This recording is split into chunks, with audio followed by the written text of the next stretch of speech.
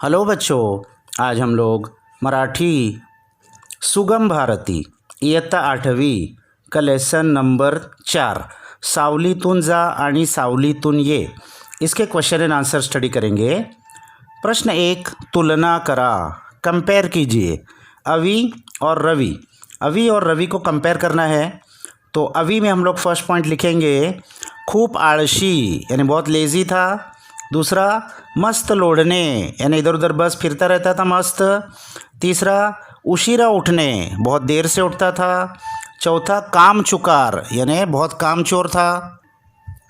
इसके मुकाबले में रवि की क्या खास बात थी? एक, खूब मेहनती बहुत मेहनती था। दूसरा, सकाळी लवकर उठने सुबह जल्दी उठता था। तीसरा, व्यायाम करने एक्सरसाइज करता था। और चौथा, वडीला कामात मदद करने अपने पिताजी की काम में मदद करता था। यानी दोनों एकदम ऑपोजिट थे। प्रश्न 2, आकृती पूर्ण करा। गणेशरावांकडे असलेली धन दौलत। गणेशराव के पास क्या क्या धन दौलत थी? 2 बॉक्स है। तो पहले में आएगा जमीन, जुमला, शेतीवाड़ी, ज़मीन थी और खेत थे। और दूसरे में 2-3 दुकानें, 2-3 दुकान भी थी। और गणेशरावांनी मुलांना सांगितलेल्या 3 गोष्टी। गणेशराव ने बच्चों को क्या 3 चीज़ें बताई थी? तो पहला, सावलीतून जा व सावलीतून ये यानी छाँव में जाना और छाँव में आना। और दूसरा, रोज़ गोड़ खाने रोज़ मीठा खाना।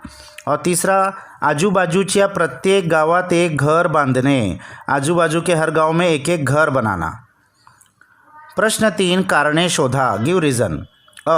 अवीची संपत्ती झपाट्याने कमी होऊ लागली कारण अवी की संपत्ति प्रॉपर्टी बहुत तेज़ी से कम होने लगी। क्यों? तो इसका आंसर, अवीची संपत्ती झपाट्याने कमी होऊ लागली कारण त्याने स्वतः काहीही काम न करता खूब खर्च केले, क्योंकि उसने खुद कुछ काम नहीं किया और बस पैसा खर्च करते गया। अवी चिडला कारण, अवी क्यों चिड गया? तो अवी चिडला कारण तो बाबांच्या उपदेशाप्रमाणे वागून कंगाल झाला होता। तो अवी चिढ़ गया क्योंकि उसके पिताजी के उपदेश एडवाइस के मुताबिक चल के वो कंगाल हो गया था। प्रश्न 4, तुमच्या शब्दांत लिहा, answer in your own words. अवीने त्याच्या बाबांच्या सूचनांचा लावलेला अर्थ तुम्हाला पटलं का? कारण स्पष्ट करा। तो अवी ने जो उसके पिताजी ने उपदेश किया था उसका क्या मीनिंग निकाला, ये आपको समझ में आया? ये आपको सही लगा क्या? अपने वर्ड्स में लिखना है। तो इसका आंसर हम ये लिख देंगे।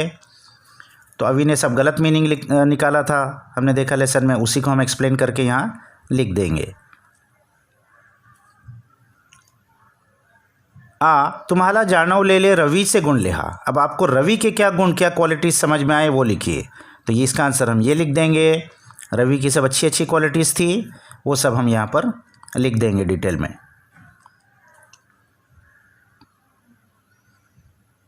अभी इसके बाद होता है खेड़ू या शब्दांशी, ग्रामर का सेक्शन। तो इसमें है तख्तात दिलेल्या शब्दांचे वचन बदला। तो वचन बदला है एक वचन अनेक वचन, सिंगुलर प्लूरल। तो सावली, उसका अनेक वचन क्या आएगा? सावल्या। अब दूसरे में अनेक वचन दिया है घरे, तो उसका एक वचन क्या आएगा? घर। तीसरा है गोष्ट, तो उसका अनेक वचन गोष्टी। चौथे में अनेक वचन दिया है दुकानें, तो उसका एक वचन दुकान। और उसके बाद है गाँव, उसका अनेक वचन गावे। और झरा, उसका अनेक वचन झरे। खालील शब्दांचे विरुद्धार्थी शब्द लिहा, ऑपोजिट वर्ड्स लिखना है। तो पहला है श्रीमंत यानी अमीर, उसका ऑपोजिट आएगा गरीब। दूसरा है गर्विष्ठ यानी बहुत एरोगेंट, उसका ऑपोजिट आएगा नम्र यानी पोलाइट। तीसरा आलसी बहुत लेज़ी, उसका ऑपोजिट आएगा उद्योगी यानी बहुत बिजी। और चौथा हड़ू हड़ू यानी आहिस्ता, उसका ऑपोजिट आएगा जलद यानी जल्दी। उसके बाद है वाढ़ यानी बढ़ना, तो उसका ऑपोजिट आएगा घट यानी कम होना। लास्ट में है सोपे यानी ईजी, तो उसका ऑपोजिट है कठिन यानी मुश्किल। फिर है वर्गीकरण करा, यानी 4 कॉलम दिए हुए हैं, नाम, सर्वनाम, विशेषण, क्रियापद। नाम यानी नाउन, सर्वनाम यानी प्रोनाउन, विशेषण एडजेक्टिव और क्रियापद वर्ब। अब यहाँ वर्ड्स दिए हुए हैं, उसको सही कॉलम में हमको लिखना है। तो पहला वर्ड क्या है? श्रीमंत यानी रिच, तो ये किस में आएगा? एडजेक्टिव है, रिच मैन, तो ये आएगा विशेषण में। उसके बाद आएगा माणूस। माणूस क्या है, कॉमन नाउन है, तो ये आएगा नाम में। फिर है विचारले यानी टू आस्क, ये एक वर्ब है, एक्शन है, तो ये आएगा क्रियापद में।